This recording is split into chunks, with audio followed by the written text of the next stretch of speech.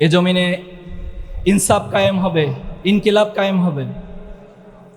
কিন্তু আমি ব্যক্তি যদি কোনো কারণে আল্লাহর কাছে প্রশ্নবিদ্ধ হয়ে যাই, যদি কাল কিয়ামতের মাঠে আল্লাহ তাআলা আমাকে কোনো প্রশ্ন করে বসেন, তাহলে আমার জন্য ইনকিলাব ব্যক্তির জন্য কোনো কাজে আসবে না। আল্লাহ রাসূলুল্লাহ সাল্লাল্লাহু আলাইহি ওয়াসাল্লাম একদিন সবাইকে প্রশ্ন করেছেন যে দুনিয়ার সাথে আমার কি সম্পর্ক। তখন আল্লাহ রাসূলুল্লাহ সাল্লাল্লাহু নিজেই সেটার উত্তর দিয়েছেন একটা উপমার মধ্য দিয়ে। তিনি বলেছেন যে কোনো একজন পথিক যখন অনেক দূরবর্তী পথে যাত্রা করে, পথিমধ্যে তিনি একটি বৃক্ষ দেখতে পেল এবং সেই বৃক্ষের নিচে সামান্য কিছু সময় বিশ্রামের প্রয়োজন হলো, এবং বিশ্রাম করে তিনি আবার তার নির্দিষ্ট গন্তব্যের দিকে হেঁটে যান। রাসূল সাল্লাল্লাহু আলাইহি ওয়াসাল্লাম বলেছেন, এই দুনিয়ার সাথে আমার সম্পর্ক হচ্ছে সে পথিকের অতি সামান্য কিছু সময় বৃক্ষের নিকট বিশ্রাম নেওয়ার মতো। আল্লাহ তাআলার কাছে এই দুনিয়ার মূল্য একটি মশার ডানার চেয়ে তুচ্ছ হিসেবে বিবেচিত হয়। আল্লাহ সাল্লাল্লাহু আলাইহি ওয়াসাল্লাম হাদিসে বলেছেন যে কোনো একজন ব্যক্তি যদি সমুদ্রের মধ্যে তার আঙ্গুলকে চুবিয়ে দেয়, চুবানোর পর যখন সে আঙ্গুল উত্তোলন করে, আঙ্গুলের মাথায় যে সামান্য পানি থাকে, আখিরাতের তুলনায় দুনিয়াটা হচ্ছে ততটাই নগণ্য। সংগ্রামী ভাইয়েরা আমার, আমরা আমাদের এই সকল প্রচেষ্টার মধ্য দিয়ে আল্লাহর কাছে একটা জিনিসই চাই, আল্লাহ যেন আমাদেরকে জান্নাতে শামিল করে নেন। আল্লাহ যেন আমাদের সকল কর্ম প্রচেষ্টাগুলোকে তার সন্তুষ্টির মাধ্যম হিসেবে কবুল করে নেন।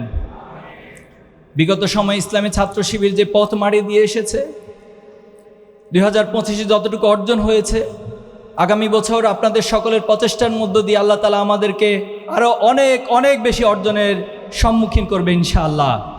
আল্লাহ আমাদেরকে আরও অনেক অনেক অর্জনের দিকে, সফলতার দিকে ধাবিত করবেন ইনশাআল্লাহ।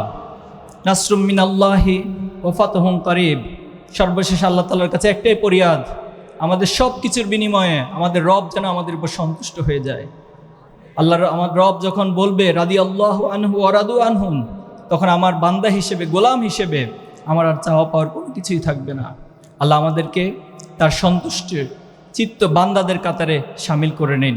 আল্লাহ তাআলা আমাদের সবাইকে তার জান্নাতে একসাথে করে শামিল করে নিন। শহীদের রক্তে মোড়ানো কাফেলা, আমাদের আবেগ ভালোবাসার নাম,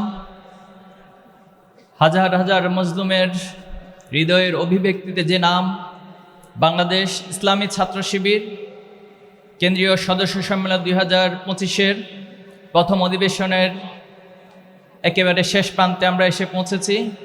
আমাদের মাঝে উপস্থিত আছেন মোহতারাম আমিরে জামাত, আজকের প্রোগ্রামের সম্মানিত প্রধান অতিথি জনাব ডক্টর শফিকুর রহমান, সম্মানিত অতিথিবৃন্দ, আমার প্রাণপ্রিয় সদস্য ভাইয়েরা। আমরা 2025 সালের একেবারে শেষ প্রান্তে এসে পৌঁছেছি। 2025 সাল আমাদের জন্য ছিল নেয়ামতে পূর্ণ একটি বছর। 2025 সাল ছিল আমাদের জন্য চ্যালেঞ্জিং একটা বছর। 2025 সাল ছিল আমাদের জন্য নতুন নতুন অভিজ্ঞতার সম্মুখীন হওয়ার বছর। আল্লাহ তাআলার একান্ত মেহেরবানিতে আমরা এই বছরটি অতিবাহিত করেছি। আল্লাহ তাআলা আমাদেরকে এই বছরে যতটুকু অর্জন করার সুযোগ দিয়েছেন, তার জন্য আমরা আল্লাহর কাছে তাসবিহ করি, হামদ করি, এবং আল্লাহর কাছে আমাদের নিজের অজান্তে যে ভুলগুলো হয়ে যায় সেটার জন্য আল্লাহর কাছে আমরা ক্ষমা প্রার্থনা করি। সংগ্রামী উপস্থিতি, ইসলামী ছাত্র শিবির 2025 সালের অর্জনের কথা যখন আসে, তখন আমার মনে পড়ে শহীদ আব্দুল মালেক ভাইয়ের কথা। শহীদ আব্দুল মালেক ভাইয়ের রক্তরঞ্জিত ক্যাম্পাস থেকে ইসলামী ছাত্র শিবির যাত্রা শুরু করেছিল, এবং সেই যাত্রা থেকে হাঁটি হাঁটি পা করে আজকের এই দিন পর্যন্ত ইসলামী ছাত্র শিবির এসে পৌঁছেছে। আমাদের জন্য এই রাস্তাগুলো স্বাভাবিক পুষ্প বিছানো কোনো রাস্তা ছিল না, এই রাস্তাটা অনেক কণ্ঠকাকীর্ণ ছিল। আজকে যখনই 2025 সালের কোনো অর্জনের প্রসঙ্গ আসে, তখন আমার শহীদ মীর কাসেম আলী ভাইয়ের কথা মনে পড়ে। শহীদ মীর কাসেম আলী ভাইয়েরা যে স্বপ্নগুলো দেখেছেন, যে স্বপ্নগুলো প্রজন্মকে দেখিয়েছেন, তিনি সবসময় একটি কথা বলতেন যে আমরা যে স্বপ্ন নিয়ে কাফেলার যাত্রা শুরু করেছি, সেই স্বপ্নগুলো আমি আমার সন্তানের কাছে তুলে দিব।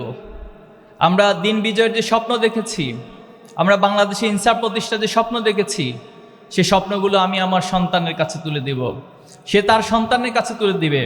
এভাবে করে প্রজন্ম থেকে প্রজন্ম একটি পর্যায়ে সেই স্বপ্নগুলো বাস্তবে পরিণত হবে এবং সেই স্বপ্নগুলো দিন বিজয়ের অন্যতম ভূমিকা হিসেবে পালন করবে। সম্মানিত উপস্থিতি, আজকে ইসলামী ছাত্র শিবির অর্জনের প্রসঙ্গ আসলে শহীদ কামারুজ্জামান ভাইয়ের কথা মনে পড়ে। আজকে ইসলামী ছাত্র শিবির অর্জনের প্রসঙ্গ আসলে জুলাই এবং আগস্টের আগ পর্যন্ত 234 জন ভাইয়ের জীবন উৎসর্গের কথা মনে পড়ে। আজকে জুলাই এবং আগস্টে ইসলামী ছাত্র শিবিরের অসংখ্য ভাইদেরা জীবন দিয়েছেন।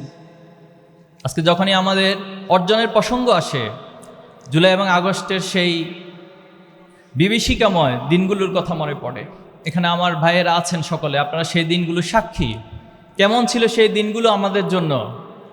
প্রতিটি দিন, প্রতিটি রাত আমাদেরকে শাহাদাতের জন্য অপেক্ষা করতে হতো। যখন ইন্টারনেট শাটডাউন হয়ে গিয়েছিল, আমরা অফলাইনে যোগাযোগ করতে হয়েছে, অনেক রিস্ক নিয়ে যোগাযোগ করতে হয়েছে। বাসা থেকে অনেক দূর থেকে সিম মোবাইল আলাদা করে সেখানে যোগাযোগ করতে হয়েছিল। প্রতিদিনই আমাদের কাছে কোনো না কোনো শাহাদাতের সংবাদ আসতো। প্রতিদিনই বাংলাদেশের কোনো না কোনো প্রান্ত থেকে আমাদের ভাইয়েরা নির্মমভাবে আহত হওয়ার সংবাদ আসতো। কোথাও না কোথাও গ্রেপ্তার হয়ে নির্যাতনের রিমান্ডের খবরগুলো আসতো। এর মধ্য দিয়ে আমরা আজকের এই পর্যায়ে এসে দাঁড়িয়েছি। এই জুলাই এবং আগস্ট আমাদেরকে বাংলাদেশে নতুন করে একটি সম্ভাবনার ধার উন্মোচন করে দিয়েছে। জুলাই এবং আগস্ট এই ভূখণ্ডে আধিপত্যবাদী এবং ফ্যাসিবাদী শক্তির সকল সমীকরণগুলোকে ধ্বংস করে দিয়েছে। আজকে আমরা আমাদের সেই ত্যাগ, শহীদ এবং যাদের রক্তের বিনিময়ে, ত্যাগের বিনিময়ে আমরা এই অর্জনগুলো হয়েছে, আমরা তাদেরকে স্মরণ করছি, তাদের জন্য আল্লাহর কাছে দোয়া করছি। আল্লাহ যেন তাদেরকে শাহাদাতের মর্যাদা দান করেন। আমাদের আহত পঙ্গুত্ব বরণকারী যে ভাইরা রয়েছেন, আল্লাহ যেন আমাদের ভাইদেরকে সুস্থতা দান করেন। ইসলামী ছাত্র শিবিরের গুম হওয়া 7 জন ভাই রয়েছে। এই 7 জন ভাইয়ের কোনো সংবাদ আমরা পরিবারকে দিতে পারি না। পরিবারগুলো এখনও অপেক্ষায় থাকে।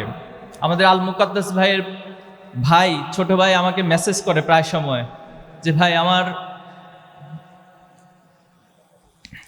আমার কাছে মনে হয় যে আমার ভাই ফিরে আসবে। আমি ওনাদের বাড়িতে গিয়েছিলাম, ওনার আম্মা একই প্রশ্ন করেছিল আমাদেরকে, আমাদের সন্তান কি ফিরে আসবে না? তখন আমরা নিশ্চুপ হয়ে মাটির দিকে তাকিয়ে থাকা ছাড়া আমাদের কিছুই করার থাকে না। সম্মানিত উপস্থিতি, আজকে জুলাই এবং আগস্টের যে স্বপ্ন, সে স্বপ্নগুলো বাংলাদেশের জমিনে ইনসাফ প্রতিষ্ঠার মধ্য দিয়ে বাস্তবায়িত হোক, আমরা সেটা প্রত্যাশা করি। আমরা প্রত্যাশা করি বাংলাদেশে একটি ইনসাফের সমাজ হবে, যেখানে কোনো ভেদাভেদ থাকবে না। মানুষের অধিকার নিয়ে মানুষকে কষ্ট করতে হবে না, অধিকার সকলের দোরগোড়ায় পৌঁছে যাবে। আমরা এমন একটি সমাজের স্বপ্ন দেখছি এবং সেই সমাজের স্বপ্ন যারা দেখছি তাদেরকে নিজেদেরকে তৈরি করতে হবে। ইসলামী ছাত্র শিবির কেন প্রতিষ্ঠিত হয়েছিল? ইসলামী ছাত্র শিবির অনেক কারণ, অনেক বিষয়ে প্রতিষ্ঠিত হয়েছিল। এর মধ্যে অন্যতম কারণ ছিল কিছু বিশেষ ব্যক্তি, কিছু বিশেষ মানুষ তৈরি করা, কিছু সমাজে ক্রিম পার্সন তৈরি করা, যারা আবু বকরের উত্তরসূরি হবে, যারা ওমরের উত্তরসূরি হবে, যারা খালিদ বিন ওয়ালিদের উত্তরসূরি হবে, যারা সালাউদ্দিন আইয়ুবীর উত্তরসূরি হবে। এভাবে করে তারা পৃথিবীর নানা প্রান্তের যে সাহাবে আজমাইন ছিল এবং এই পৃথিবীতে ইনসাফ প্রতিষ্ঠার জন্য যারা ভূমিকা রেখেছিল, তাদের উত্তরসূরি হয়ে এই বাংলাদেশকেও তারা ইনসাফ প্রতিষ্ঠিত করবে। আমি আমার সদস্য ভাইদের প্রতি এই অনুরোধ রাখছি, আপনারা নিজেদেরকে এই বাংলাদেশ গড়ার জন্য এবং এই পৃথিবীতে সকল মাজলুমের পক্ষে দাঁড়ানোর জন্য, পৃথিবীকে একটি জুলুম মুক্ত পৃথিবী বানানোর জন্য, স্বপ্নের পৃথিবী বানানোর জন্য আপনারা নিজেদেরকে তৈরি করবেন এবং আগামী দিনের চ্যালেঞ্জ মোকাবেলার জন্য আমরা আমাদের সর্বাত্মক প্রচেষ্টা অব্যাহত রাখবো ইনশাআল্লাহ। যারা আমাদের বিরোধিতা করেন, আমরা তাদের উদ্দেশ্যে বলবো, আমরা কখনো কাউকে শত্রু মনে করি না, বরং আমরা সকলের জন্য আমাদের হৃদয়ে ভালোবাসা অনুভব করি। আমরা জানি যারা আমাদের শত্রুতা করে তারা না বুঝে সেটা করে, তারা হয়তো দুনিয়ার কোনো স্বার্থের কারণে সেটা করে। আমরা তাদের প্রতি বিনীত অনুরোধ করব, আপনারা আপনাদের বিবেক দিয়ে ইসলামী ছাত্র শিবিরকে বিবেচনা করবেন এবং আমরা তাদের জন্য দোয়া করব, আল্লাহ যেন তাদেরকে বুঝার তৌফিক দান করে। আপনাদের সবাইকে অনেক অনেক ধন্যবাদ। মোহতারাম প্রধান অতিথি থেকে শুরু করে যত ভাইয়েরা এখানে এসেছেন, কষ্ট করে আমাদেরকে সময় দিয়েছেন, সাংবাদিক বন্ধুরা এসেছেন, আইন শৃঙ্খলা বাহিনীর ভাইয়েরা রয়েছেন, আমাদের ভাইয়েরা এই প্রোগ্রাম বাস্তবায়নের জন্য গত মাসব্যাপী অনেক কষ্ট করেছেন, শ্রম দিয়েছেন। আমি সবার জন্য আল্লাহ তাআলার কাছে উত্তম জাযার কামনা করছি। আপনাদেরকে ধন্যবাদ জানিয়ে আমাদের প্রথম অধিবেশন এখানেই সমাপ্ত ঘোষণা করছি। আসসালামু আলাইকুম ওয়া রাহমাতুল্লাহি ওয়া বারাকাতুহু।